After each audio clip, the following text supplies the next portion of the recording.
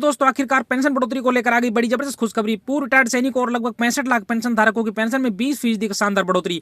Pension धारकों की आर्थिक स्थिति को देखते हुए लिया गया बड़ा फैसला। दूसरी बड़ी खबर डीए यानी महंगाई भत्ते में 8% की बड़ी बढ़ोतरी को लेकर आ रही है। डीए बढ़ोतरी से वेतन के साथ पेंशन में भारी उछाल। बड़े अरसे के बाद की गई इतनी बड़ी बढ़ोतरी। आखिरी खबर अभी 8वें वेतन आयोग के तहत फिटमेंट फैक्टर में बड़े बदलाव को लेकर आ चुकी है। जैसा कि आप सभी को पता है, फिटमेंट फैक्टर एक ऐसा जादुई फैक्टर होता है जिसके बढ़ने से वेतन पेंशन के साथ सभी भत्तों में आता है भारी उछाल। याद रहे, पिछले वेतन आयोग के तहत 2.57% फिटमेंट फैक्टर मिला था। जानेंगे तीनों खबरों को विस्तार से। उससे पहले आप सभी से उम्मीद होती है कि वीडियो को लाइक करके चैनल को सब्सक्राइब कर दें, ताकि इस तरह की खुशखबरी हम आपको समय समय पर लाते रहें। तो चलिए पहली खबर की बात कर लेते हैं। भारत सरकार ने आखिरकार अपने वरिष्ठ कर्मचारियों 2026 से प्रभावी एक बड़ी पेंशन वृद्धि की घोषणा की है, जिससे लाखों सेवानिवृत्त कर्मचारियों की मासिक पेंशन को भारी राहत मिलेगी, जो अपनी आजीविका के लिए पूरी तरह से मासिक पेंशन निर्भर है। इस घोषणा का मुख्य उद्देश्य वित्तीय सुरक्षा प्रदान करना है, मुद्रास्फीति पर लगाम लगाना और यह सुनिश्चित करना है कि सेवानिवृत्त कर्मचारियों की उनकी लंबी सेवा के लिए उचित सम्मान मिले। पेंशन संशोधन एक ऐसी प्रक्रिया है जिसमें पेंशन की राशि बढ़ाई जाती है या नियमों को बदलाव किया जाता है ताकि सेवानिवृत्त कर्मचारियों को बेहतर लाभ मिल सके।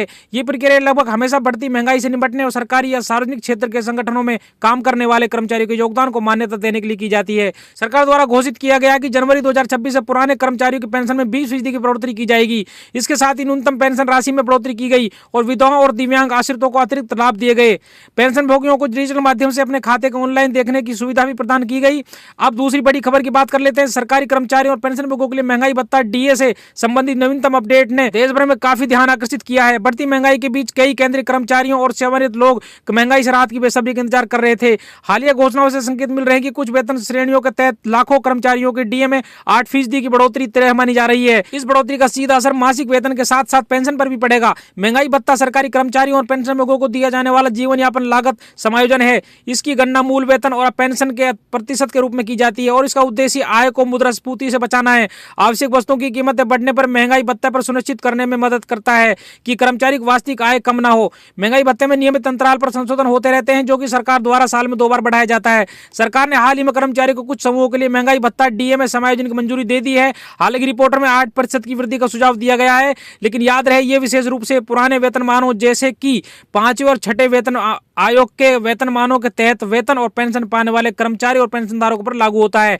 अगली खबर की बात कर लेते हैं। देश के लाखों केंद्रीय कर्मचारी और पेंशन 8वें वेतन आयोग के लागू होने का बेसब्री से इंतजार कर रहे हैं। आखिर करें भी क्यों नहीं, सैलरी जो बढ़ने वाली है, कर्मचारी ये हिसाब किताब लगा रहे हैं कि आखिरकार उनकी बेसिक सैलरी में कितनी बढ़ोतरी होगी। हालांकि केंद्र सरकार ने 8वें वेतन आयोग को लागू होने की अभी ना तो कोई तारीख तय बताई है और ना ही सैलरी स्ट्रक्चर है, सैलरी बढ़ोतरी के बारे में कोई आधिकारिक जानकारी दी है। अभी सिर्फ एक्सपर्ट्स कैलकुलेशन के माध्यम से संभावना व्यक्त कर रहे हैं। 8वें वेतन आयोग के लागू होने पर कितनी सैलरी बढ़ जाएगी, आइए जानते हैं। 8वें वेतन आयोग लागू होने पर चपरासी से लेकर अधिकारी तक कितनी सैलरी बढ़ेगी, या केंद्रीय कर्मचारियों के राज्य कर्मचारियों के वेतन में बढ़ोतरी होगी। आपको मालूम हो कि सैलरी में बढ़ोतरी फिटमेंट फैक्टर के आधार पर तय की जाती है।